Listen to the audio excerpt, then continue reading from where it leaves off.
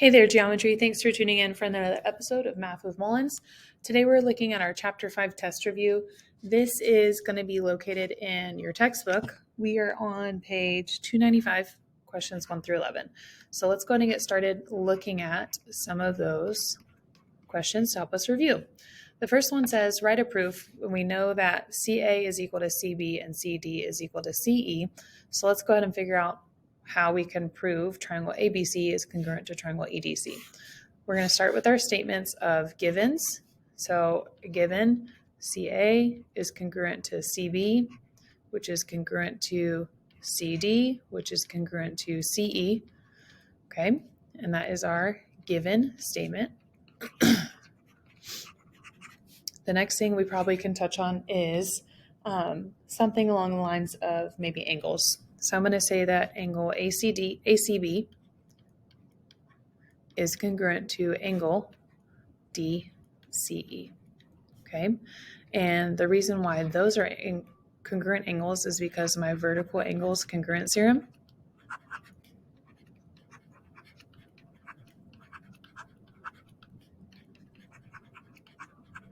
Okay, then going from there, that's really all I needed to prove because now I have side, angle, side.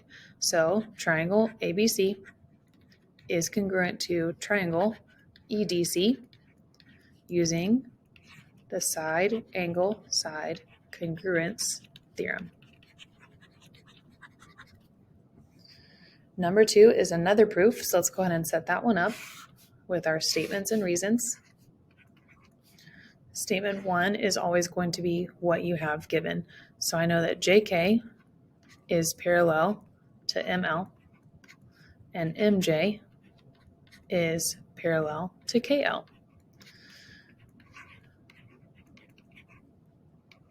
Okay, again, I'm trying to prove that MJK is congruent to KLM. So the next thing I probably will want to focus on is something pertaining to their angles and another set of matching sides. I do know that MK is congruent to MK, and that is just using your reflexive congruence property.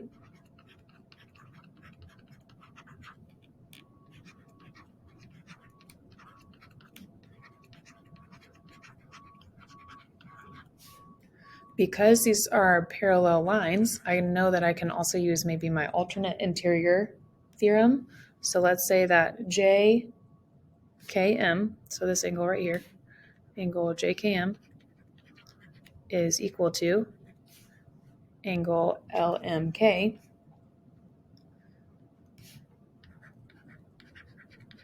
Or you could also say JMK is congruent to angle MKL or LKM. And those are due to the alternating interior angles theorem. So because I have my matching side MK, I have an angle, and then I also have another matching angle. We can then say that triangle MJK is congruent to triangle KLM because of the angle side angle congruence theorem.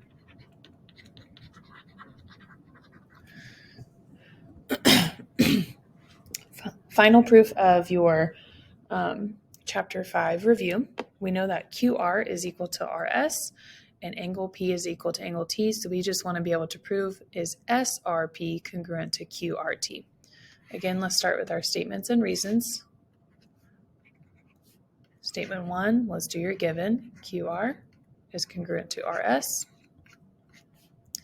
and angle P congruent to angle T.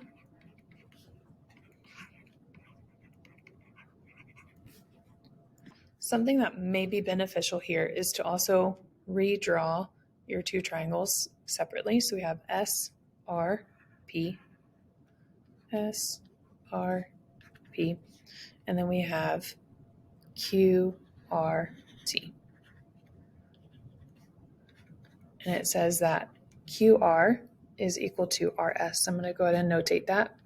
And angle P is equal to angle T. So right now I have one side and one angle matching. I also know that they're sharing angle R.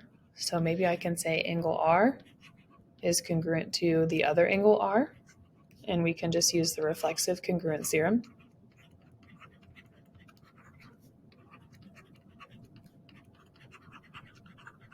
So I'm going to notate that maybe with a different color. So now I've got angle, side. So that really can be my final statement. Triangle SRP is congruent to triangle QRT by using the angle, side congruence theorem. Okay. Let's go on to number 4. Find the measure of each acute angle. The first thing we want to do is set up an equation to show that relationship with all interior measures of the triangle. One way you can do it is you can write everything inside the triangle is equal to 180.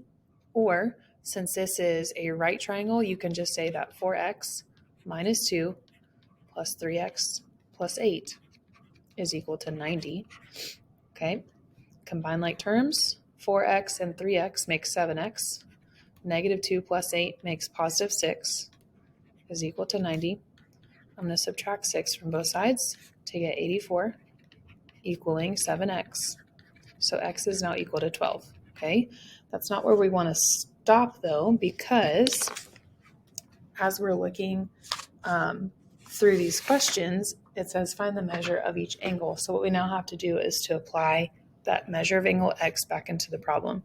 So this one will be 4 times x minus 2. I know 4 times 12 is 48, and 48 minus 2 is 46. So this one is 46 degrees, and then you can do the same thing here.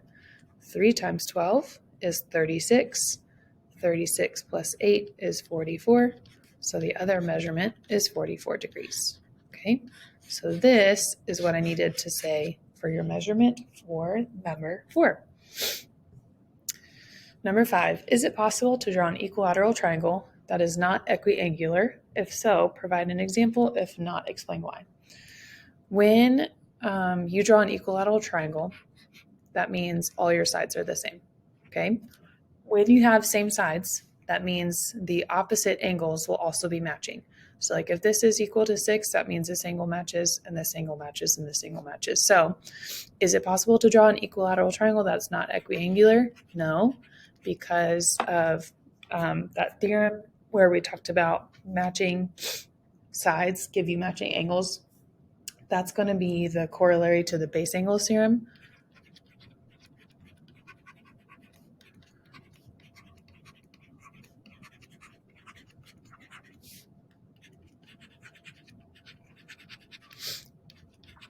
Shows opposite angles are equal to sides. Okay. The next one said, can you use the third angle theorem, theorem 5.4, to prove that two triangles are congruent, and explain your reasoning? Okay. When we have the third angles theorem, that means we would have 3 matching angles. Okay.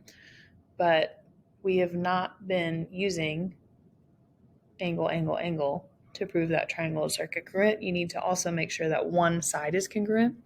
So this one would also be no, because you need to show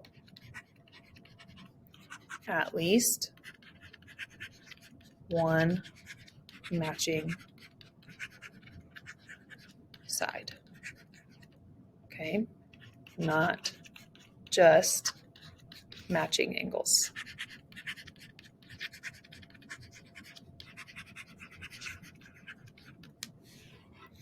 On to number 7, write a plan to prove that angle 1 is congruent to angle 2.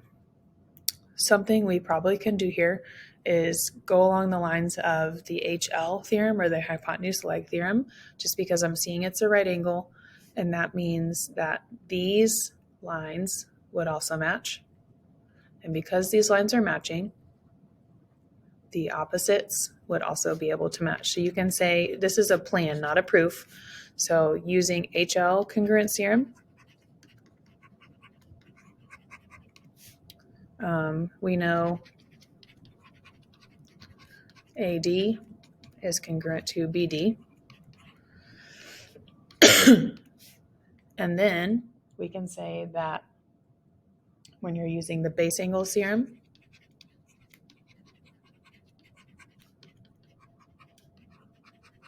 shows opposite angles are equal to matching sides. So angle 1 is congruent to angle 2.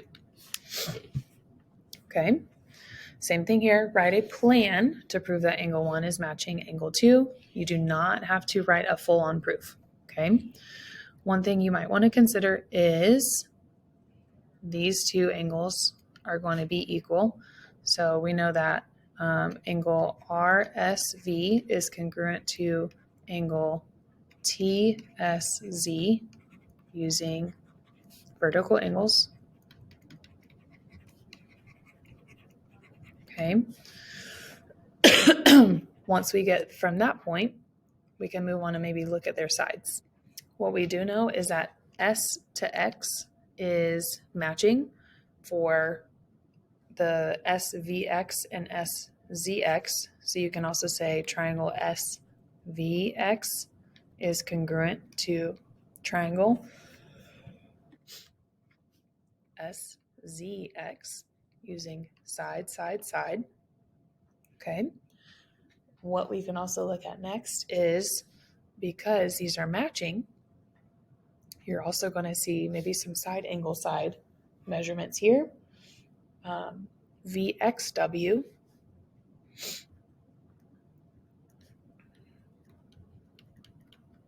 is now congruent to ZXY using side angle side theorem. So because of that, when we look at angle W and angle Y, those are also matching. So then you can find the segment addition postulate, VW plus RV would be giving you RW. But really, it could have probably looped right back around to triangle RSV is congruent to triangle TSZ because of the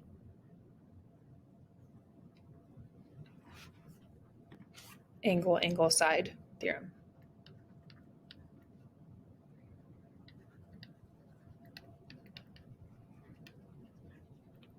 Okay.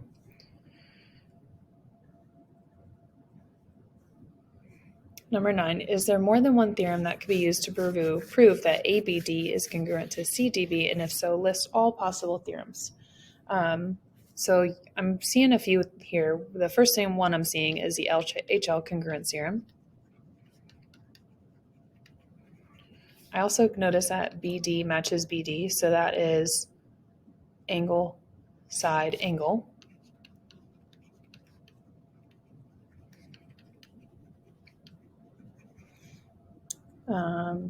And then you could probably also do angle, angle, side, because A would then match C. So angle, angle, side, congruence theorem could also help you prove that too. And then at that point, you could also do side, angle, side, because now you have all matching sides, all matching angles. The only one we are not sure of is side, side, side, because we don't know if AD matches BC, but I'm sure there'd be a way that you could eventually prove that too. All right, on to number 10. Write a coordinate proof to show that the triangles created by the keyboard stand are congruent. First thing we want to do is maybe figure out your distance formula from PQ and ST or TS. Okay, when we use that formula, you're going to find PQ is equal to 18 and TS or ST is also equal to 18. Be careful of your intervals that you used. Okay, so now we know that PQ is congruent to TS. So I'm going to notate that with some tick marks. Okay, we also know that they both have a slope of 0.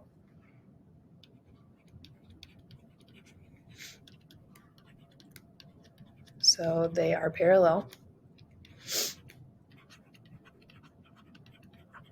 Okay, so because they're parallel, then maybe you can do some of your alternate interior angles. So when you have PS intersecting QT, you can probably say that this is a midpoint at point R.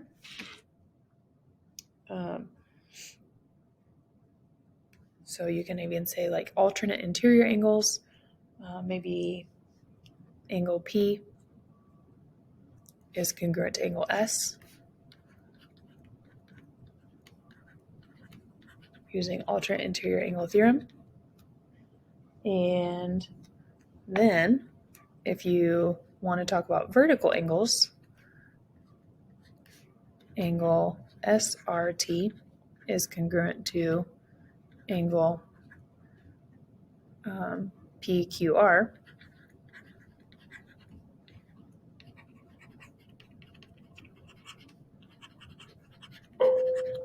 So then therefore, now you've got angle, side theorem.